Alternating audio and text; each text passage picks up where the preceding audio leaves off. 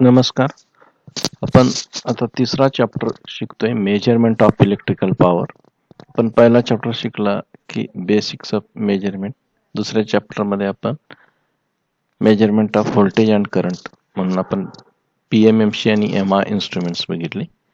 आता आपण measurement of electrical power या चॅप्टर मध्ये आपण डायनामीटर टाईप इन्स्ट्रुमेंट की जे आपल्याला पॉवरचे मेजरमेंट म्हणजे ॲमीटर आणि व्होल्टमीटर दोन्ही एकत्र म्हणजे व्ही आणि आय, व्ही इंटू आय असे पॉवरची मेजरमेंट आपल्याला शिकायचे.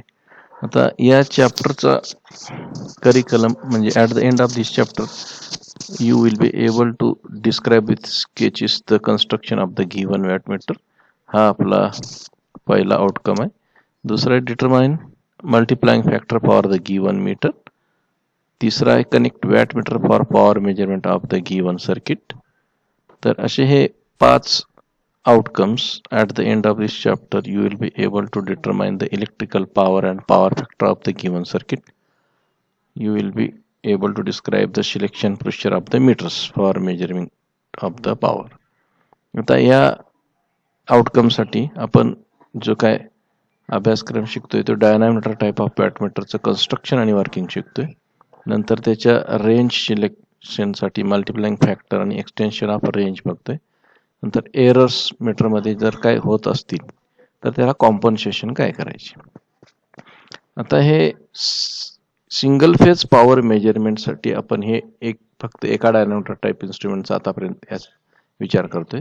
जर 3 फेज पॉवर मेजर करायला लागली 3 फेज सर्किटमध्ये तर त्याच्यात आपल्याला ॲक्टिव्ह पॉवर वेगळी मेजरमेंट करावं लागेल, रिॲक्टिव्ह पॉवर. तर 1 वॅटमीटर मेथड वापरू, 2 वॅटमीटर मेथड वापरू आणि 3 वॅटमीटर या तिन्ही मेथड शिकाव्या लागतील. आणि आता ह्या इफेक्ट मेथडमध्ये effect of power factor on wattmeter reading in 2 wattmeter method. तर 2 वॅटमीटर मेथडच्या काही स्पेशल केसेस शिकणार आहोत. आणि याशिवाय ही 3 meters maximum demand indicator, 4 quadrant meter आणि फेज सिक्वेन्स इंडिकेटर असा हा चॅप्टर आहे आपला. तर पैकी आपण सुरुवात करूया. आपल्याला अगोदर मेजरमेंट ऑफ पॉवर शिकायच्या अगोदर एक पॉवरचं बेसिक म्हणून आपण पॉवर ट्रँगल शिकूया. तर आपण इलेक्ट्रिकल सर्किट नेटवर्क्समध्ये हा असा पॉवर ट्रँगल कदाचित शिकलाय का नाही माहीत नाही. मात्र इथं आपण ह्या चॅप्टरमध्ये डायनामीटर टाईप ऑफ इन्स्ट्रुमेंट वापरून मेजरमेंट ऑफ पॉवर शिकतोय. मात्र त्या अगोदर पॉवर ट्रँगल थोडक्यात बघूया. तर टोटल पॉवर जी असते ही अपॅरंट पॉवर किंवा टोटल पॉवर, त्यातले एक्स ॲक्सिसवर जो पार्ट आहे पी रिअल पॉवर म्हणजेच VI कॉस फाय किंवा KW असं सुद्धा आपण म्हणू शकतो. आणि जी वाय ॲक्सिसवर पॉवर आहे ते क्यू म्हणजेच reactive power, VI sine phi म्हणा किंवा KVAR म्हणा. म्हणजे ही KVAR ही KW आणि हे दोन्ही मिळून जे होते ते KVA. तर हा झाला पॉवर ट्रँगल PQ आणि S.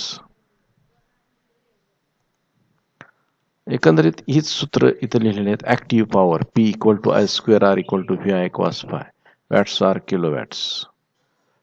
रिॲक्टिव्ह पॉवर म्हणजेच wattless power, it is the power consumed or developed in the reactive components of the circuit like inductor and capacitor.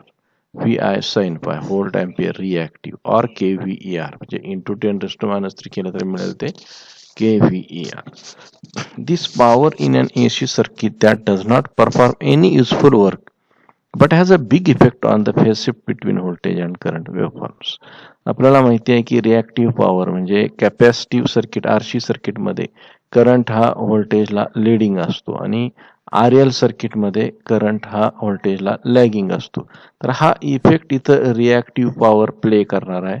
हा role apparent power, it is given by product of RMS value of applied voltage and circuit current S = VI, VA or KVA. आपण हा cos phi = active power divided by apparent power असं केलं तरी आपल्याला cos phi मिळू शकतो. तर definition of power factor from power triangle आपण असं म्हणू शकतो, power factor is defined as ratio of active power upon apparent power.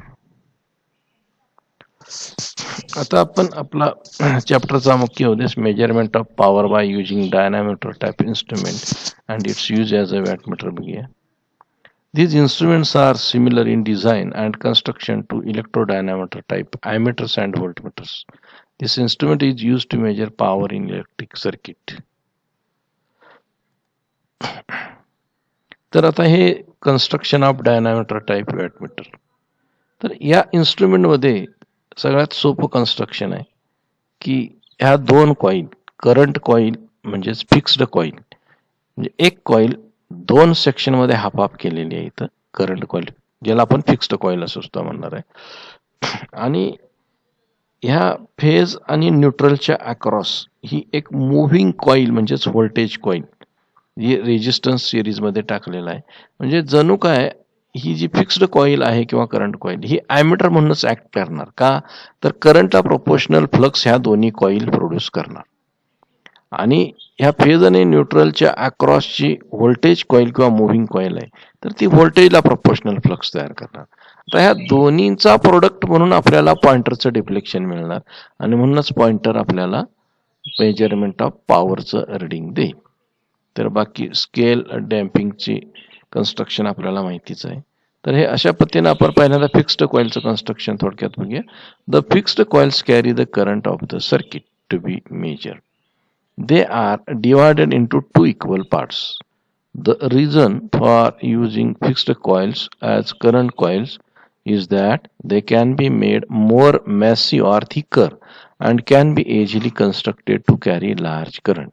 म्हणजे जाडजूड वायर वापरलेली असते एकंदरीत. The fixed coils are wound with heavy wire. This wire is stranded or laminated especially when carrying heavy currents in order to avoid eddy current losses in conductors. The fixed coils or field coils are connected in series with the load and so carry the current in the circuit. The fixed coils therefore form the current coil or simply CC of the wattmeter. The fixed coils are designed to carry a current of normally about 20 ampere. Moving coil. आपण बघितले की moving coil ही phase न्यूट्रलच्या across होती, ज्याच्या सिरीजमध्ये resistance म्हणजे एक व्होल्टमीटरचा आहे मुव्हिंग कॉईल म्हणजे. The moving coil is mounted on a pivoted spindle. आता या मुव्हिंग कॉईलवरच आपला पॉइंटर आहे. The moving coil is connected across the voltage and therefore carries a current proportional to the voltage, म्हणजे फ्लक्स तो व्होल्टेजला proportional तयार करेल. A highly non inductive resistance is connected in series with the moving coil to limit the current to a small value. म्हणजे circuit मधला कमीत कमी current यानं पास करावा, म्हणजे व्होल्टमीटर सारखं. Since the moving coil carries a current proportional to the voltage, it is called the pressure coil or voltage coil or simply called pressure coil of the wattmeter. Two springs acts as a lead for moving coil. Since the current of the moving coil is carried by the instrument springs, it is limited to values which can be carried safely by springs. Control. Spring control is used for the instrument. Damping. Air friction damping is used. The moving system carries a light aluminum vane which moves in a sector-shaped box. Scales and pointers. They are equipped with mirror-type scales and knife edges pointers to remove leading errors due to parallax. आता आपण working principle बघतोय. आता वॅटमीटरमध्ये आपण बघितलं की fixed coil करंटला proportional flux करणार, moving coil व्होल्टेजला प्रोपोर्शनल फ्लक्स करणार आणि एकंदरीत पॉइंटर किंवा स्पिंडल जो आहे मुव्हिंग कॉईलवर त्या दोन फ्लक्सचं इंटरॅक्शन म्हणजेच पॉवरला प्रोपोर्शनल होणार. The current coil of the wattmeter reads the current through the load and current through the pressure coil proportional to the applied voltage. Whenever currents flow through the current coil and pressure coils, the force is exerted between moving coil and fixed coil, which causes deflection of pointer. This deflection is proportional to power, that is TD proportional to VI cos phi. म्हणजे दोन्ही coil मधून current flow झाला circuit मधला की व्होल्टेजला proportional flux आणि करंटला proportional flux या दोन प्रोसेसचं इंटरॅक्शन आपल्याला डिफ्लेक्टिंग टॉर्क म्हणून मिळेल. आता आपण ॲडव्हान्टेज जर बघितले ह्या इलेक्ट्रो डायनामोमीटर टाईपचं इन्स्ट्रुमेंटचं, या वर्किंग प्रिन्सिपल म्हणा किंवा कन्स्ट्रक्शन अगदी सोपं आहे की ॲमीटर टाईप दोन फिक्स्ड कॉईल आहे आणि व्होल्टमीटरच्या जागी एक मुव्हिंग कॉईल आहे. Advantage. Wattmeters can be use to measure power in both AC and DC circuit. म्हणजे हे वर्किंग प्रिन्सिपल आपल्याला एसी आणि डीसी दोन्हीचं मेजरमेंट देऊ शकतं. Scale is uniform. आता याच्या स्केल युनिफॉर्म मिळतं. Single instrument is use to measure power in both single phase and three phase circuit. म्हणजे एकाच इन्स्ट्रुमेंट आपल्याकडे आहे आणि ते सिंगल फेज पॉवरसाठी आणि थ्री फेज पॉवरसाठी आपण वापरू शकतो. आता ते कसं ते आपण काही मेथड्स नंतर बघूया. हेच मीटर आपल्याला 3 फेज पॉवर सुद्धा मेजर करू शकतो. हे आपण काही सिंगल वॅटमीटर आणि 2 वॅटमीटर मेथडमध्ये बघूया. Disadvantages: errors are developed when supply frequency changes. Torque to weight ratio is low, thus frictional errors are more. Cost is high, construction is bulky, errors created due to inductance and capacitance of pressure coils. आता जर अलीकडच्या काळात digital wattmeter पण आलेले आहेत, त्याच्याशी आपण जर कम्पॅरिझन करायला गेलो तर अॅनालॉग वॅटमीटर आता आपण जे बघितलं, जे dynamometer type, due to moving part there are losses and friction at the bearing. डिजिटलमध्ये हे दोन्ही ॲबसेंट असतील. Analog wattmeter accuracy is less. आता डिजिटलमध्ये याची ॲक्युरेसी हाय मिळते. आता अॅनालॉग मीटरचे एरर्स आपण शिकायचो आहोत, तर याच्यात भरपूर एरर्स होतील. Digital display facilitates to read the power in fraction and in correct fashion. Analog meter it does not require any auxiliary supply. आता डिजिटलचा डिसएडव्हांटेज असा आहे की याला डीसी बॅटरी दोन्ही लागतील.